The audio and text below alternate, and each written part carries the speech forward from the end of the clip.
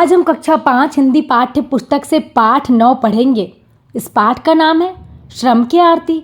श्रम का अर्थ होता है मेहनत और आरती से तात्पर्य पूजा से है। तो इस पाठ का नाम है श्रम की आरती, मतलब मेहनत की पूजा। इस पाठ में छत्तीसगढ़ी भाषा में कविता दी गई है और इस कविता के कवि भगवती लाल सेन जी हैं। इन्होंने इस कविता के माध्यम से मेहनत के महत्व को बताया है। तो चलो इस पाठ में दी गई कविता को पढ़ने और इस कविता का भावार्थ समझने से पहले हम इस पाठ से परिचय कर लेते हैं। हमन मेहनत करैया मनखेन, हमला कोनो ले डर राय के बात नहीं है। हमन ए पाए के मेहनत करथन ताकि संसार ला सुख मिले। ये कविता में छत्तीसगढ़िया मन के ई भाव ला बताए गे है। मतलब ये है, हम मेहनत करने वाले लोग हैं, हमको किसी से डरने की ज़रूरत नहीं। हम इसीलिए मेहनत करते हैं ताकि संसार को सुख मिले। इस कविता में छत्तीसगढ़िया जो लोग हैं, मतलब छत्तीसगढ़िया जो किसान हैं, मजदूर हैं, उनके मन के इसी भाव को बताया गया है। पाठ ले हम सीख बोन छत्तीसगढ़ी के नवा शब्द और हिंदी में ओकर अर्थ, छत्तीसगढ़ी हाना ओकर अर्थ और प्रयोग।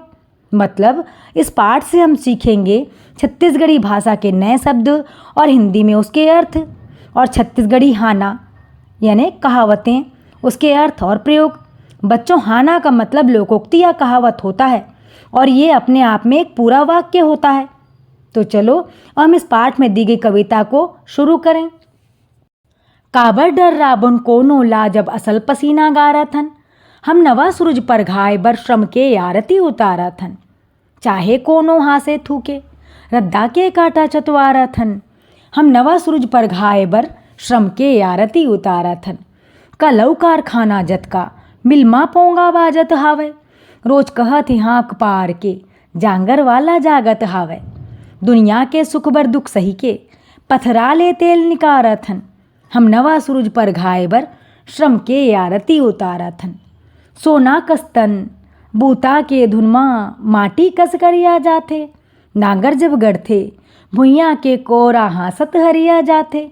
सुस्ता के अमृत कुंड आज हम गजब जतन ले झारथन, हम नवा सूरज पर घाय बर श्रम के आरती उतारथन। नहीं थकी से कभू चंदा सूरज दिन रात रथे आगू पाछू, रही थे करनी के नाम अमर नहीं रहे भरम के बहिरासु। जब मोमन खे बर एक नीत सुनता मसाल हम बारथन, हम नवा सूरज पर घाय बर श्रम के आरती उतारथन। हम इस कविता पाठ में आए कठिन शब्द के हिंदी अर्थ जान लेते हैं। काबर यानी क्यों, कोनो यानी किसी या कोई, चतवारत यानी साफ करना, जतका यानी जितना, जागत यानी सचेत, बूता यानी काम, नांगर यानी हल, जतन यानी युक्ति, झारत यानी निकालना, परघायबर यानी अगवानी करने के लिए, कल यानी मशीन या बीते या आने वाला दिन, डर्राबुन यानी डरेंगे, जम्मो यानी सब कुछ, करिया यानी काला, पोंगा यानी भोपू, कस यानी जैसे, अस यानी ऐसे, भुइयाँ यानी जमीन, गजब यानी बहुत, भरम यानी भ्रम। अब हम कविता में दिए गए पद्यांशों का संदर्भ प्रसंग सहित भावार्थ लिखेंगे। पहला पद्यांश है, काबर डर राबन कोनो ला जब असल पसीना गारथन, हम नवा सूरज पर घाय बर श्रम के आरती उतारथन। चाहे कोनो हासे थूके रद्दा के काटा चतवारथन, हम नवा सूरज पर घाय बर श्रम की आरती उतारथन। कविता के इस पद्यांश के संदर्भ और प्रसंग को लिखने से पहले मैं आपको बहुत ही सरल शब्दों में बताना चाहूँगी कि संदर्भ और प्रसंग में क्या लिखा जाता है। तो संदर्भ में हम दी गई कविता की पंक्तियाँ जिस पुस्तक से ली गई है उस पुस्तक का नाम और उस पाठ का नाम एवं उसके रचयिता का नाम लिखते हैं। और प्रसंग में बताया जाता है कि कविता की पंक्तियों में किसके बारे में बताया जा रहा है या कवि इन पंक्तियों के माध्यम से क्या कहना चाहता है। तो चलो इस पद्यांश का संदर्भ लिखें। तो पहले पद्यांश के संदर्भ में हम लिखेंगे, प्रस्तुत कविता की इन पंक्तियों को हमारी हिंदी पाठ्य पुस्तक के पाठ श्रम के आरती से लिया गया है। इसके रचयिता कवि श्री भगवती लाल सेन जी हैं। प्रसंग में हम लिखेंगे, कविता की इन पंक्तियों में मजदूर कह रहा है कि हम अपने सुखी भविष्य के लिए कठोर परिश्रम कर रहे हैं। भावार्थ में हम लिखेंगे, कविता की इन पंक्तियों में मजदूर कह रहा है कि हम किसी से क्यों डरेंगे जब हम कड़ी मेहनत कर रहे हैं। हम अपने उज्जवल भविष्य के लिए लगातार परिश्रम कर रहे हैं। चाहे कोई हमारी हंसी उड़ाए, हम रास्ते की रुकावटों, बाधाओं को दूर करने में लगे हुए हैं। दूसरा पद्यांश है, कल औ कारखाना जतका मिलमा पोंगा बाजत हावय, रोज कहते हाँक पार के जांगर वाला जागत हावय। दुनिया के सुख बर दुख सही के पथराले तेल निकारत हन, हम नवा सूरज पर घाय बर श्रम की आरती उतारत हन। इस पद्यांश का संदर्भ भी हमारा वही रहेगा जो हमने पहले पद्यांश के संदर्भ में लिखा था। प्रसंग में हम लिखेंगे, कविता की इन पंक्तियों में मजदूर कह रहा है कि हम संसार के सुख के लिए कठोर परिश्रम कर रहे हैं। इसके भावार्थ में हम लिखेंगे, कविता की इन पंक्तियों में मजदूर कह रहा है कि कल कारखानों से आने वाली भोंपू की आवाज़ हमें जागने और परिश्रम करने का संदेश दे रही है। हम कठिन परिश्रम इसीलिए कर रहे हैं ताकि संसार को सुख मिले। हम अपने उज्जवल भविष्य के लिए लगातार परिश्रम करते रहेंगे। तीसरा पद्यांश है, सोना कस्तन बूता के धुनमा माटी कसकरिया जाथे, नांगर जब गढ़थे भुइयाँ के कोराहा सतहरिया जाथे, सुस्ता के अमृत कुंड आज हम गजब जतन ले झारत हन, हम नवा सूरज पर घाय बर श्रम की आरती उतारत हन। इस पद्यांश का संदर्भ भी हमारा वही रहेगा जो हमारा पहले पद्यांश का संदर्भ था। प्रसंग में हम लिखेंगे, प्रस्तुत कविता की इन पंक्तियों में किसान कह रहा है कि हमारी मेहनत का नतीजा है कि धरती पर हरियाली है। भावार्थ में हम लिखेंगे, कविता की इन पंक्तियों में किसान कह रहा है कि खेतों में लगातार काम करने के कारण हमारा सुंदर शरीर काला पड़ गया है, पर हमें इसकी चिंता नहीं। हमारी मेहनत का ही नतीजा है कि धरती पर हरियाली है और भरपूर अन्न का उत्पादन हो रहा है। आज हम अपने इसी परिश्रम के फलस्वरूप प्राप्त खुशहाली का आनंद ले रहे हैं। चौथा पद्यांश है, नहीं थकिस कभू चंदा सुरुज दिन रात रथे आगू पाछू, रही थे करनी के नाम अमर नहीं रहे भरम के बहिरासु, जब मोह मन खे बर एक नीत सुनता मसाल हम बारथन, हम नवा सूरज पर घाय बर श्रम के आरती उतारथन। इस पद्यांश का संदर्भ भी हमारा वही रहेगा जो हमने पहले पद्यांश के संदर्भ में लिखा था। इसका प्रसंग होगा, प्रस्तुत पंक्तियों में किसान व मजदूर कह रहे हैं कि संसार में अच्छे काम करने वालों का ही नाम अमर होता है। इसका भावार्थ होगा, प्रस्तुत कविता की इन पंक्तियों में किसान व मजदूर कह रहे हैं कि चांद और सूरज बिना थके लगातार अपने रास्ते पर ही चलते रहते हैं और उजाला फैलाते रहते हैं। इस संसार में अच्छे काम करने वालों का ही नाम अमर होता है, इसमें किसी प्रकार का संशय नहीं है। हम छत्तीसगढ़ के वासी यही चाहते हैं कि सभी मनुष्यों को एक नीति के मार्ग पर चलना चाहिए। इसीलिए हम सलाह मशवरा करके एकता रूपी मशाल जला रहे हैं। ये कविता यहाँ पर समाप्त होती है। इस कविता से हमें यह सीखने को मिलता है कि कठिन परिश्रम और एकता से ही सच्ची सफलता, खुशहाली और अपने लक्ष्य की प्राप्ति होती है। अपने लक्ष्य को प्राप्त करने के लिए हमें किसी भी बाधा या आलोचना से नहीं डरना चाहिए, बल्कि अपने लक्ष्य को पाने के लिए निरंतर यानी लगातार परिश्रम करते रहना चाहिए। तो चलो हम चलते हैं प्रश्न और अभ्यास कार्य की ओर। प्रश्न और अभ्यास कार्य में सबसे पहली हमन गतिविधि कार्य ला करबो। प्रश्न क है, श्रम के आरती कविता के कवि के नाम बताओ। एकर उत्तर है, श्रम के आरती कविता के कवि के नाम भगवती लाल सेन है। प्रश्न ख है, हमला कोनो ले काबर नहीं डरना चाहिए। एकर उत्तर है, हमन मेहनत करैया हन, एकर सेती हमन ला कोनो ले नहीं डरना चाहिए। प्रश्न ग है, छत्तीसगढ़ वासी मन श्रम के आरती काबर उतारत है। एकर उत्तर है, छत्तीसगढ़ वासी अपन जीवन के नवा सूरज पर घाय बर श्रम के आरती उतारत है। आगे है बोध प्रश्न, खाले लिखाए प्रश्न मन के उत्तर लिखाओ। प्रश्न है, श्रम के आरती उताराथन के का अर्थ है। एकर उत्तर है, श्रम के आरती उताराथन के अर्थ अब्बड़ मेहनत करे से है। अगला प्रश्न है, मिल के पोंगा हाँक पार के का कहत है। एकर उत्तर है, मिल के पोंगा हाँक पार के रोज कहत है जांगर वाला जागत हवय। अगला प्रश्न है, दुनिया ला सुखी बनाए बर छत्तीसगढ़ के मनखे मन का करत है। एकर उत्तर है, दुनिया ला सुखी बनाए बर छत्तीसगढ़ के मनखे मन दुख सही के पथरा ले तेल निकारत है। मतलब कड़ा मेहनत करत है। अगला प्रश्न है भुइयाँ कैसे हरिया जाथे। एकर उत्तर है नांगर जब गढ़थे भुइयाँ के कोरा हांसत हरिया जाथे। अगला प्रश्न है कवि के अनुसार काकर नाम अमर हो जाथे। एकर उत्तर है कवि के अनुसार जेन मनखे कड़ा मेहनत करथे ओकर नाम अमर हो जाथे। आगे है ए पंक्ति मन के अर्थ स्पष्ट करो। नीचे पंक्तियाँ दी गई है उनका अर्थ हमको स्पष्ट करना है।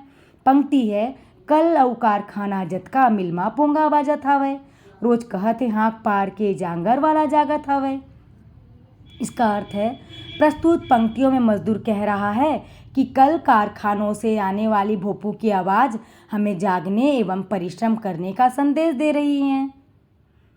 पंक्ति क्रमांक ख है सोना कस तन बूता के धुनमा माटी कस करिया जाथे नांगर जब गढ़थे भुइयाँ के कोरा हांसत हरिया जाथे। इसका अर्थ है प्रस्तुत पंक्तियों में किसान कह रहा है कि खेतों में निरंतर कार्य करने के कारण हमारा सुंदर शरीर काला पड़ गया है, किंतु हमें इसकी चिंता नहीं है। हमारी मेहनत का ही नतीजा है कि धरती पर हरियाली है और भरपूर अन्न का उत्पादन हो रहा है। अगली पंक्ति है नहीं थकिस कभू चंदा सुरूज दिन रात रथे आगू पाछू रही थे करनी के नाम अमर नहीं रहे भरम के बहिरासु। इसके अर्थ में हम लिखेंगे प्रस्तुत पंक्तियों में किसान व मजदूर कह रहे हैं कि सूर्य और चंद्रमा बिना थके निरंतर अपने रास्ते पर चलते रहते हैं और उजियाला फैलाते रहते हैं। सचमुच संसार में अच्छे कार्य करने वालों का ही नाम अमर होता है, इसमें किसी प्रकार का कोई भ्रम नहीं है। प्रश्न क्रमांक 3 है खाले लिखाए भाव कविता के जिन पंक्ति में आहे वो पंक्ति ला छाट के लिखाओ। भाव क्रमांक क है संसार के सुख के खातिर हमन दुख सही के कड़ा मेहनत करत हन। ए भाव के पंक्ति है दुनिया के सुख बर दुख सही के पथराले तेल निकारत हन हम नवा सूरज पर घाय बर श्रम के आरती उतारत हन। भाव क्रमांक ख है हमन अमृत कुंड ले बड़ जतन करके अमृत निकालत हन। ए भाव के पंक्ति है सुस्ता के अमृत कुंड आज हम गजब जतन ले झारत हन हम नवा सूरज पर घाय बर श्रम के आरती उतारत हन। अगला भाव है जम्मो मनखे बर एक नीत बने ये सोच के हमन सुनता के मसाल बारत हन।